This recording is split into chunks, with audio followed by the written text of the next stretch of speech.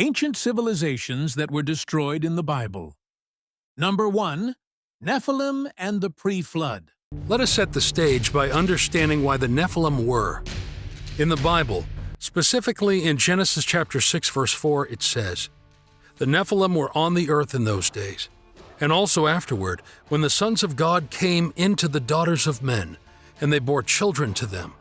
Those were the mighty men who were of old, men of renown." This brief mention has sparked endless debates and theories. Were the Nephilim angels, fallen beings, or simply men of great stature and power? In Genesis 6, there is a reference to the offspring that resulted from the relationship between the sons of God and the daughters of men. Notably, there were giants on the earth before the flood. They were remarkable due to the wickedness in their family lineage. The context implies that the Nephilim were the resulting offspring of spirit beings in humans. It is more accurate to see the sons of God as either demons, angels in rebellion against God, or uniquely demon-possessed men, and the daughters of men as human women. Jude 6.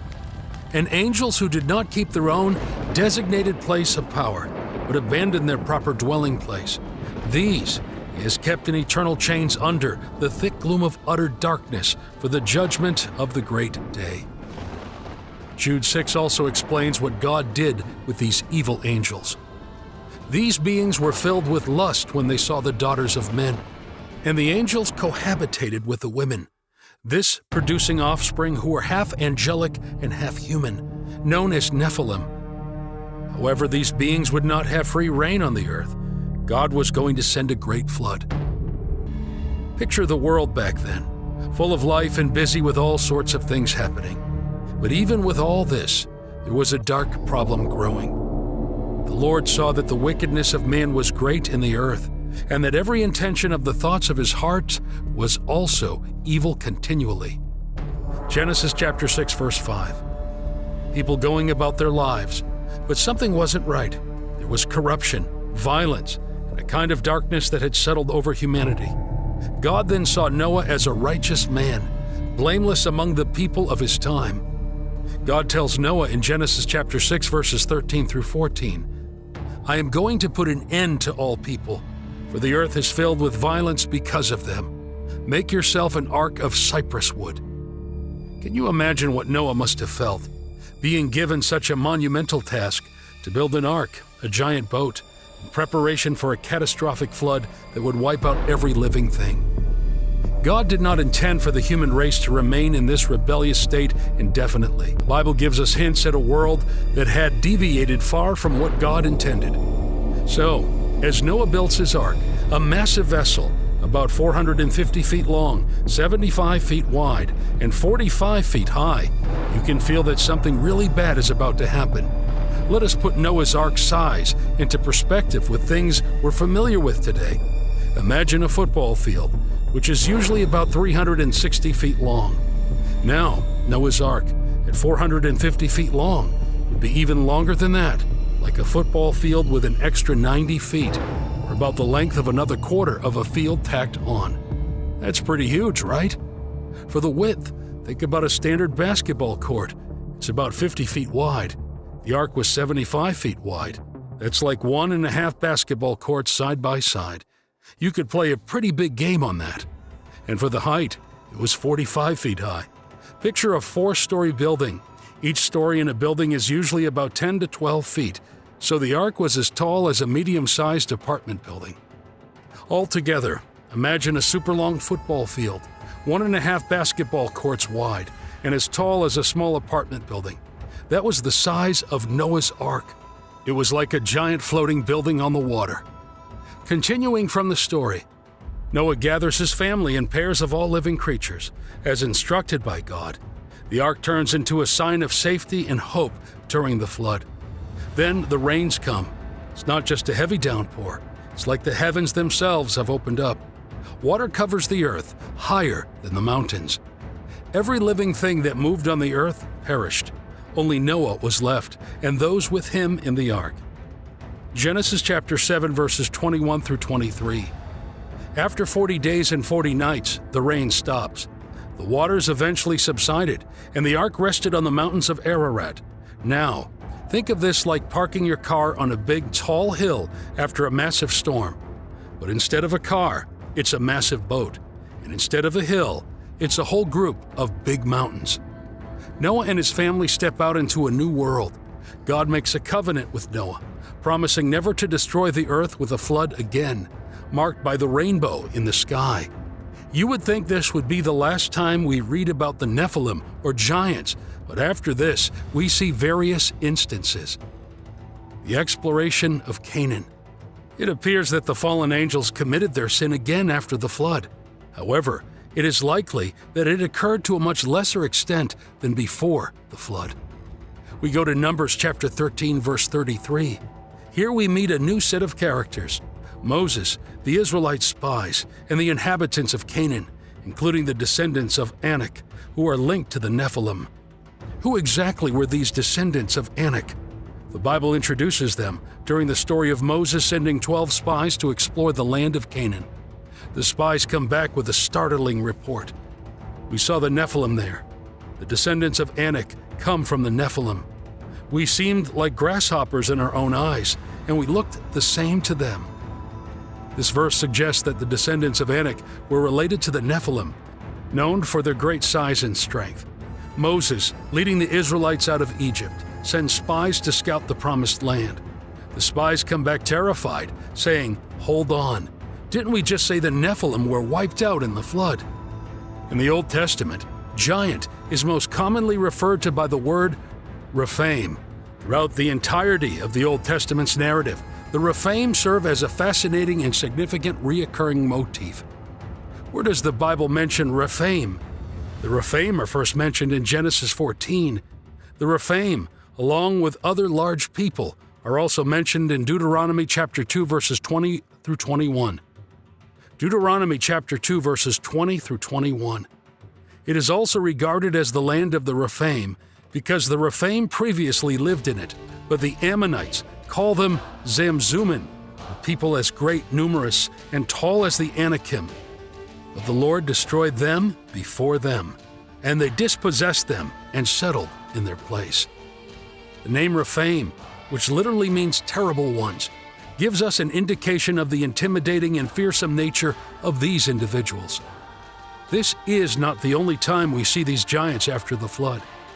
In Deuteronomy 3, there is an interesting story about King Og of Bashan, a giant man. Og is referred to as the last of the Rephaim in Deuteronomy chapter 3, verse 11, and later in the books of Numbers and Joshua. Rephaim is a Hebrew word for giants. In the days of Moses, Og, king of Bashan, was a mighty and infamous Amorite king of Bashan who reigned at Ashtaroth, who fought the Israelites on their way to the Promised Land.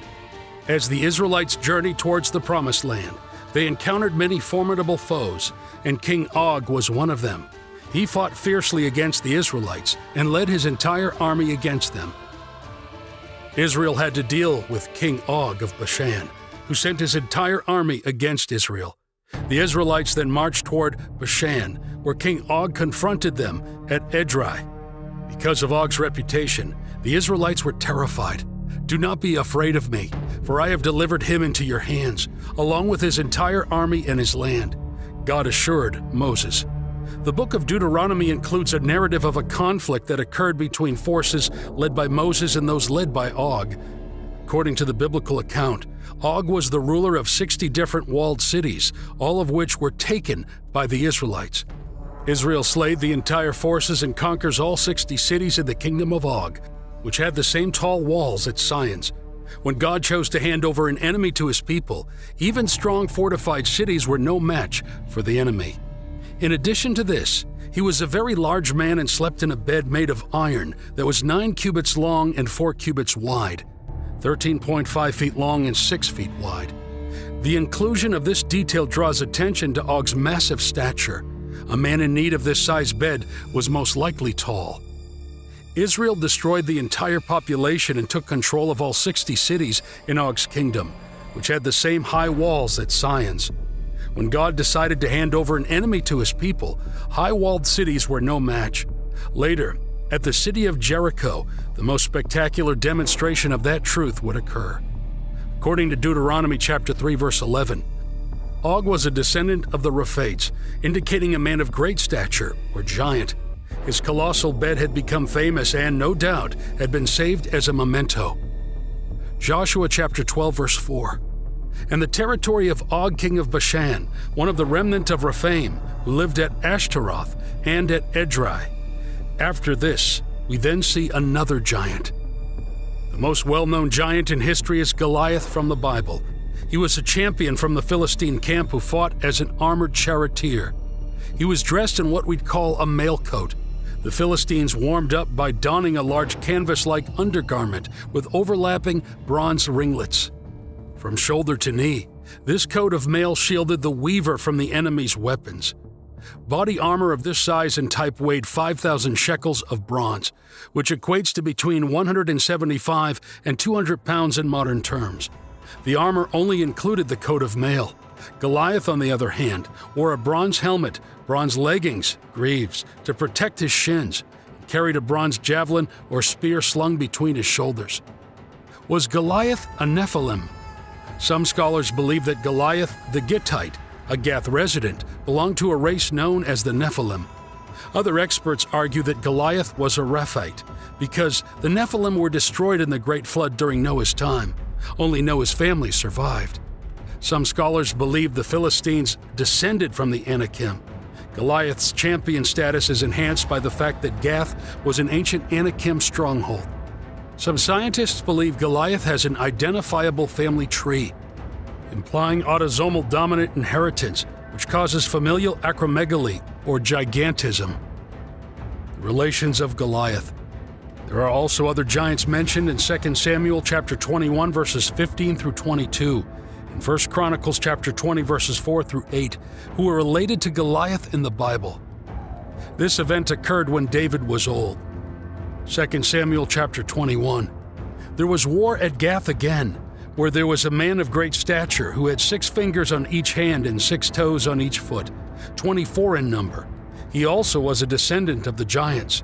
And when he taunted and defied Israel, Jonathan, the son of Shimei, David's brother, killed him. These 4 warriors were descended from the giant in Gath, and they fell by the hands of David and his servants. Since Goliath was from Gath, these were Goliath's sons or brothers. How did they survive the flood? But here's the big question. If the Nephilim were around before the Great Flood, and the flood wiped out all but Noah and his family, how could the descendants of Anak, which are linked to the Nephilim, be around after the flood? When we consider the flood, we read, "He blotted out every living thing that was upon the face of the ground." Genesis chapter 7 verse 23. This verse makes it clear that the flood was incredibly comprehensive in its destruction. So, how could the Nephilim have survived such an event? There are different opinions to this. Some suggest that the Nephilim mentioned afterward in Genesis were a new group, unrelated to those before the flood. Others propose that the term Nephilim might not refer to a specific lineage, but rather a title or description given to giants or mighty warriors against different eras. It's also possible that after the flood, the demons mated with human females again, resulting in more Nephilim. It's even possible that some Nephilim characteristics were passed down through the lineage of one of Noah's daughters-in-law. Another perspective comes from the book of Numbers, chapter 13, verse 33, where the Nephilim are mentioned again, long after the flood. The spies sent by Moses to spy on the land of Canaan reported, "There we saw the giants. The descendants of Anak came from the giants, and we were like grasshoppers in our own sight, and so we were in their sight." This passage suggests that neither the Nephilim or a similar group of giants existed post-flood. So, did the Nephilim survive the flood, or were the post-flood giants a different group altogether? As we think about this mystery, it reminds us of the many interesting stories and people in the Bible. It makes us want to learn more, ask questions, and be curious. Based on a few theories that Bible scholars and enthusiasts consider, some suggest that Nephilim might not have referred to a specific group of people, but rather was a term used to describe any large and mighty warriors.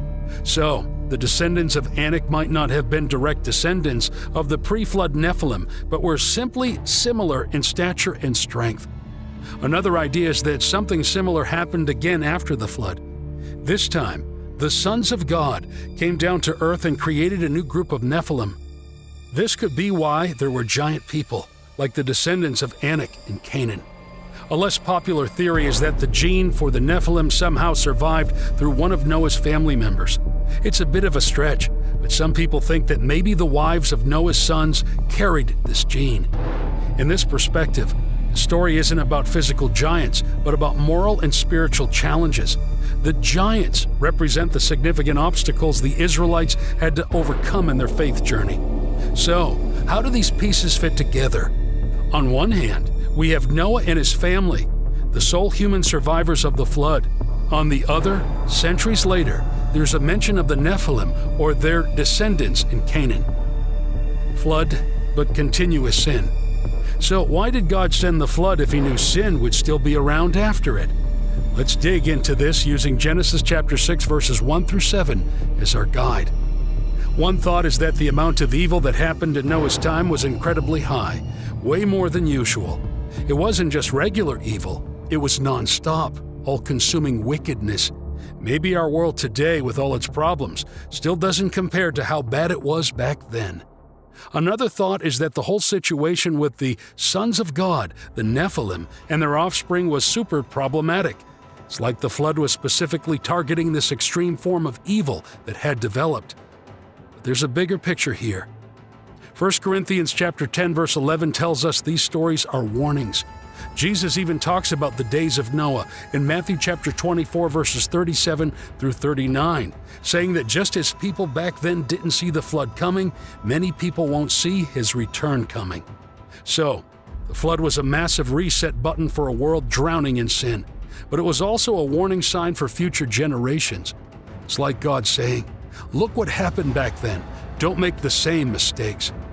God knew the flood wasn't going to solve the problem of sin forever. That's where Jesus comes in, of Sodom and Gomorrah. This story begins with these two cities in the book of Genesis during Abraham's time. Sodom and Gomorrah are destroyed. The city of sin. In those days, Sodom and Gomorrah were prosperous and thriving on the surface, but secretly, they were filled with evil. The destruction of Sodom and Gomorrah started with a revelation. The sin in these cities had become so great that it had reached the heavens. Then the Lord said, "The outcry of Sodom and Gomorrah is indeed great, and their sin is exceedingly grave." Genesis chapter 18, verse 20. This verse highlights the difference between knowing something and witnessing it firsthand. For instance, God knows how much we honor and love Him, but He wants us to show this through our actions and service. Similarly, the conversation between God and Abraham about justice isn't because God needs to be reminded to do what's right. It's more about Abraham understanding the nature of justice. The verse emphasizes that the outcry against Sodom and Gomorrah's sins prompted God's response, highlighting the importance of actions and their visible impact. Imagine a time before the birth of Isaac, Abraham's long-awaited son. Abraham, known for his unwavering faith and exceptional hospitality, presents a contrast to the residents of Sodom and Gomorrah. His life shines as an example of hope and kindness, surrounded by cities filled with selfishness and evil. Abraham prays for the cities. We reach a critical moment as we get to the central part of this story. God had made a unique promise to Abraham, an agreement that would change the future for many people. During this time, God told Abraham about his plans to destroy Sodom and Gomorrah because of their extreme behavior. But Abraham, ever the intercessor, pleaded with God for the righteous living among the sinners in those cities. His plea was not just a mere request. It was the appeal of a prophet who cared deeply for the lives of others, even those he didn't know. Abraham approached the Lord and said, "Will you indeed sweep away the righteous with the wicked?" Genesis chapter 18, verse 23. Abraham's conversation with God reflects a common ancient belief. People were often seen as part of a group, like a family or city, rather than individuals. If one person did wrong, the whole group might face consequences. This idea is also seen in other ancient texts, like the Hittite prayer of Mursili in the Gilgamesh epic, where leaders pray that only the guilty be punished, not the innocent. Abraham's plea for Sodom is similar. He was asking God to spare the city if there were enough righteous people, highlighting the idea of individual responsibility over collective punishment. This shows an early recognition of personal accountability and communal identity. The wealth of Sodom and Gomorrah. Sodom and Gomorrah thrived in their prosperity as wealthy nations, yet were blinded by their excesses and moral corruption. The people living there didn't realize that disaster was about to happen because they were too caught up in pleasing themselves. On the other hand, Abraham, who was a good and moral person, was very different. He tried to save any good people who might have been living in those cities. In this case, it isn't just about the judgment that fell on Sodom and Gomorrah. It's also about mercy, compassion, and the power of intercession. It tells us how much difference one person can make when they decide to help others, even when it seems like the chances are against them. The sin of Sodom and Gomorrah has been the subject of much debate and interpretation. Traditional views often cite lust and depravity as the principal offense, as evidenced by the townspeople's actions towards the angels that visited Lot. Different interpretations agree that the sins of Sodom and Gomorrah were complex, involving not just sexual wrongdoing, but also a lack of care and respect for others. The story in Genesis 19 and other parts of the Bible, like 2 Peter and Jude, show a pattern of harmful and lawless actions that deeply affected good people like Lot. So, what exactly were these sins? The primary sin of Sodom and Gomorrah was a mix of issues, including sexual immorality, lack of hospitality, pride, and violence. With all this, there is one that stands out, which is often overlooked, and if you stick to the end, you will understand why. In Genesis 19, the men of Sodom displayed a lack of hospitality, coupled with violent intentions towards Lot's guests. But here is what really happened. The arrival of divine messengers. It was about when angels visited the well-known cities of Sodom and Gomorrah. As evening set in, the old cities of Sodom and Gomorrah received two special visitors from heaven, looking like ordinary men but with a subtle hint of something more. Lot, living in Sodom and related to Abraham, quickly sensed they were no ordinary travelers. In those times, welcoming guests was not just polite, but a very important responsibility. Recognizing this, Lot invited them to stay at his house for the night. The reaction of the city's inhabitants to these visitors is immediate and telling. Crowds gathered, driven by a mix of curiosity and darker motives. The atmosphere in Sodom and Gomorrah was chaotic and disrespectful, especially towards the visitors and Lot's hospitality. The crowd's forceful and relentless behavior showed just how much the city's moral values had declined. In this moment, the true nature of Sodom and Gomorrah came to light. The biblical text, specifically in Genesis 19, narrates the situation's intensity, showcasing the conflict between Lot's protective hospitality and the townsmen's aggressive intentions. This tension sets the stage for the divine judgment that is to follow. The men of Sodom, young and old, demand these guests be brought out to them for sexual purposes. But before they lay down to sleep, the men of the city, the men of Sodom, both young and old, surrounded the house, all the men from every quarter, 5, and they called out to Lot and said to him, "Where are the men who came to you tonight? Bring them out to us so that we may know them intimately." Genesis chapter 19, verses 4 through 5. There was extreme wickedness in Sodom, where the townspeople, instead of showing hospitality, demanded to sexually assault the visitors. This act violated the strong customs of guest protection in ancient societies. Lot's offer of his daughters to protect his guests, though not taken up, showed his commitment to protecting his guests. The angel's intervention, striking the attackers with blindness, prevented the assault and highlighted the gravity of the situation.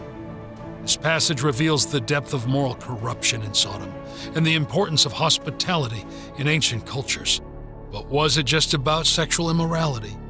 Ezekiel chapter 16, verses 49 through 50, expands our understanding, highlighting other grievous sins.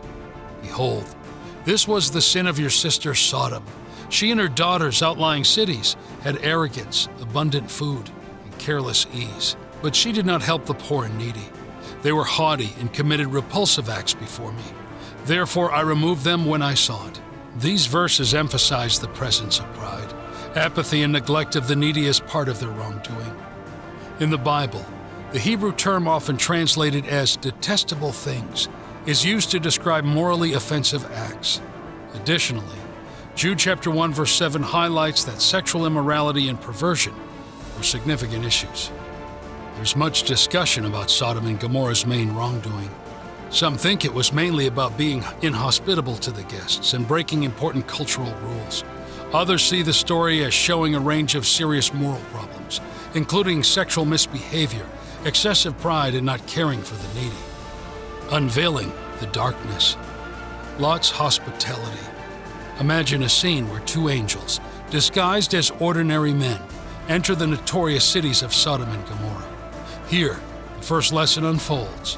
A society's character is often reflected in its hospitality. It was evening when the two angels came to Sodom. Lot was sitting at Sodom's city gate. Seeing them, Lot got up to meet them and bowed down with his face to the ground. Genesis chapter 19, verse 1. This gesture by Lot, in a place marked by its moral decline, is a clear contrast. It begs the question, how often do we overlook the opportunity to extend kindness to strangers? Interestingly, the angels initially refused Lot's offer of hospitality. They said, "No, we will spend the night in the square." Genesis chapter 19, verse 2. Lot insisted that the angels stay with him. This part of the story makes you think, why did the angels say no at first? Was it to see if Lot meant his offer, or did it show how unfriendly Sodom was known to be? As the narrative unfolds, it becomes evident that the sin of Sodom and Gomorrah wasn't just about sexual immorality. It was about a lack of basic human decency and kindness.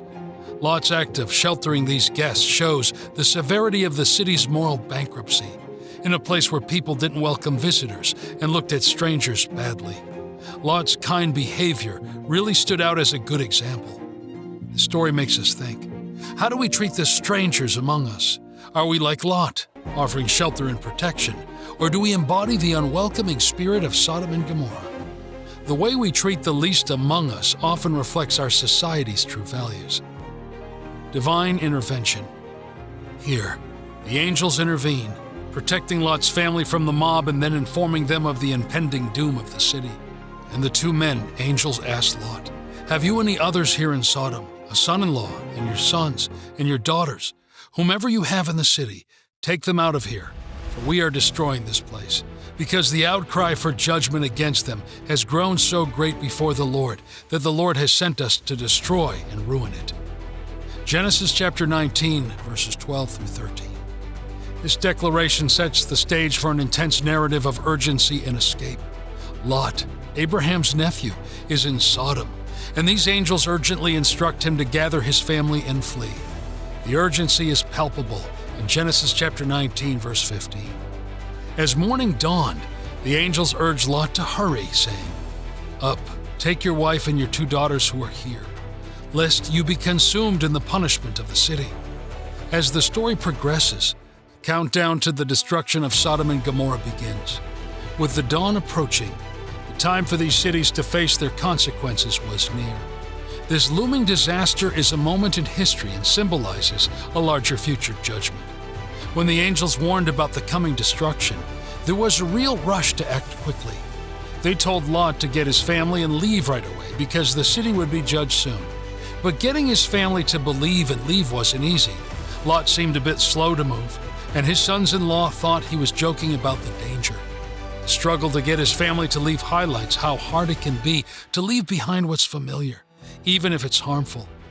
The escape route was not a leisurely walk, but a race against time. The urgency was clear. When they had brought them outside, one of the angels said, "Escape for your life. Do not look behind you or stop anywhere in the entire valley. Escape to the mountains of Moab, or you will be consumed and swept away." Genesis chapter 19, verse 17. The family's flight was marked by a sense of urgency, a flight from the familiar to the unknown, from comfort to survival. As they fled, the cities behind them were being consumed. Then the Lord rained down brimstone, flaming sulfur, and fire on Sodom and on Gomorrah from the Lord out of heaven. And he overthrew, demolished, ended those cities, and the entire valley, and all the inhabitants of the cities, and whatever grew on the ground. Genesis chapter 19, verses 24 through 25. This event wasn't just a natural disaster, it symbolized divine judgment.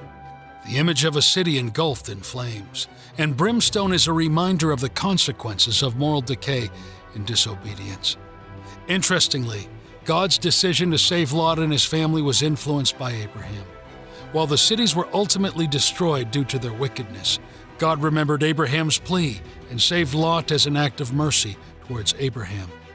Now when God ravaged and destroyed the cities of the plain of Siddim, he remembered Abraham, and for that reason, and he sent Abraham's nephew Lot out of the midst of the destruction, when he destroyed the cities in which Lot had lived.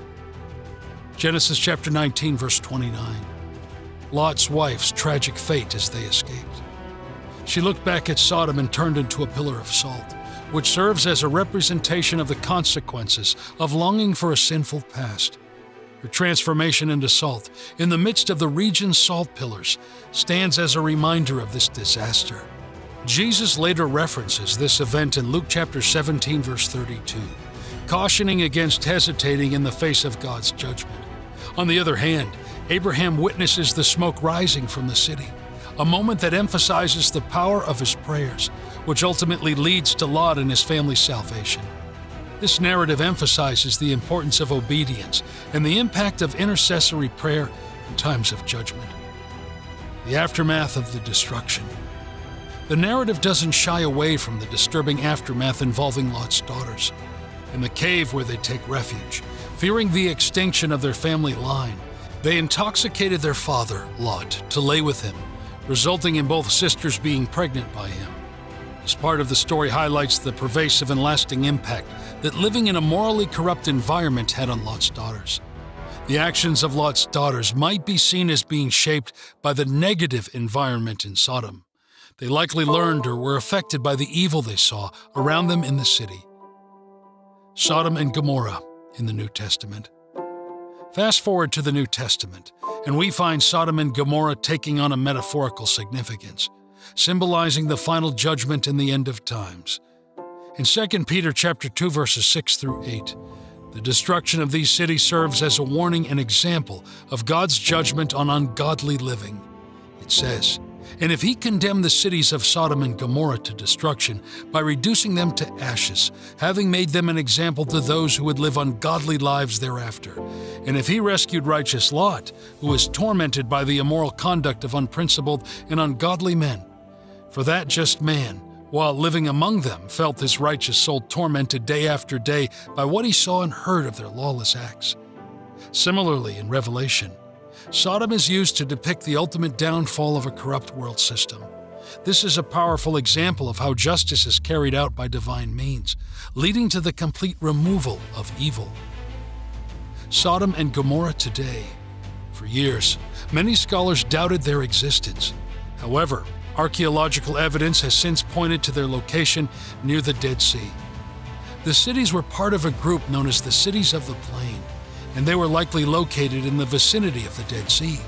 Some theories suggested they were submerged under the sea, but recent receding waters and archaeological work have not supported this. It wasn't until 1973 that significant archaeological evidence emerged, suggesting the possible locations of these cities southeast of the Dead Sea. Excavations at sites like Bab ed-Dara and Numeria have shown connections to the early Bronze Age, aligning with the biblical timeline. This discovery has reignited discussions about the historical accuracy of the biblical narratives and the true nature of the city's destruction. Consequences of sin. The story of Sodom and Gomorrah's destruction is dramatic, but a reminder of the consequences of sin. The description captures the intensity and the suddenness of the destruction. It's not just a physical demolition of cities. It's a representation of divine judgment against extreme wickedness. Reflecting on the aftermath of this divine judgment, it's crucial to consider the broader implications of this event. The destruction of Sodom and Gomorrah is a powerful illustration of God's stance on sin and righteousness. This story makes us think about our own lives and the society we're a part of. We should ask ourselves if we overlook what God wants us to do. Are there parts of our lives that we should rethink to align with God's expectation? How does this apply to us today? Comparing the story of Sodom and Gomorrah to modern society can be quite thought-provoking. In Jude chapter 1 verse 5, the destruction of these cities is a reminder of divine judgment against deep moral decay. Some people believe that today's society is facing a decline in moral values. This is seen in more rude and crude language, weakening family values, changes in traditional ideas about marriage, and moving away from the teachings of the Bible.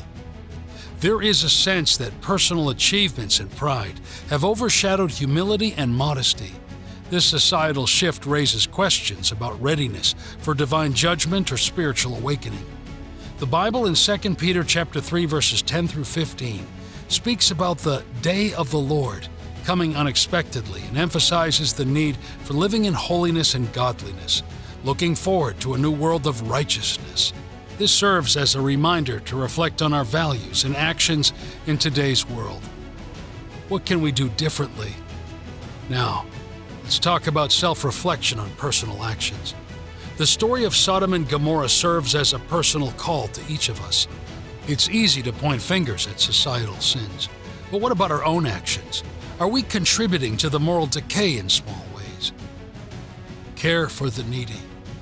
Are we ignoring the needs of those around us, indulging in selfish desires, or turning a blind eye to injustice?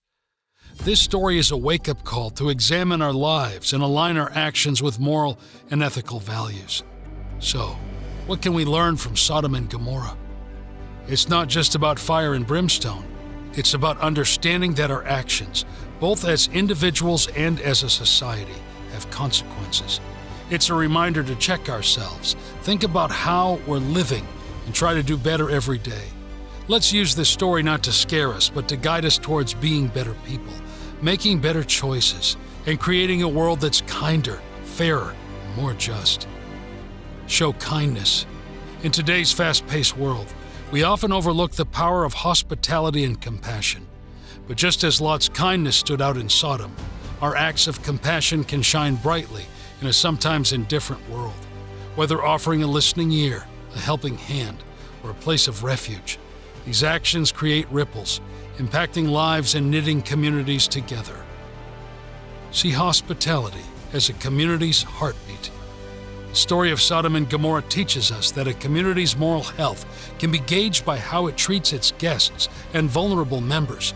In contrast to Sodom's harshness, Lot's hospitality reveals a heart for others' well-being. But he made them strongly welcome, and they turned aside to him and entered his house. And he prepared a feast for them, and baked unleavened bread, and they ate. Genesis chapter 19, verse 3.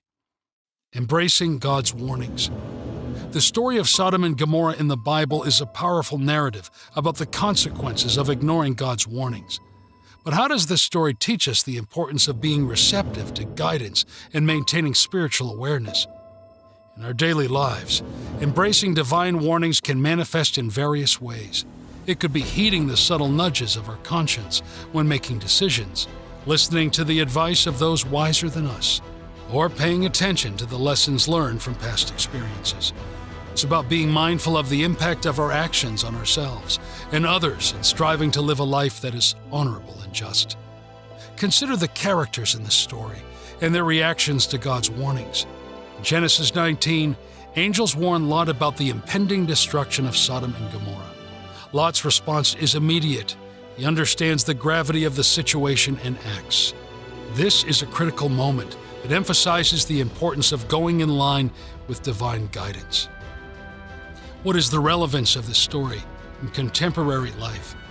In our fast-paced world, it's easy to become engulfed in material pursuits and neglect our spiritual well-being.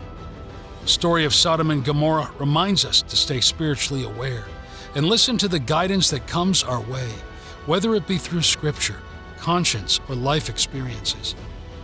Spiritual awareness isn't just about religious observance. It's about being in tune with the deeper moral and ethical implications of our actions.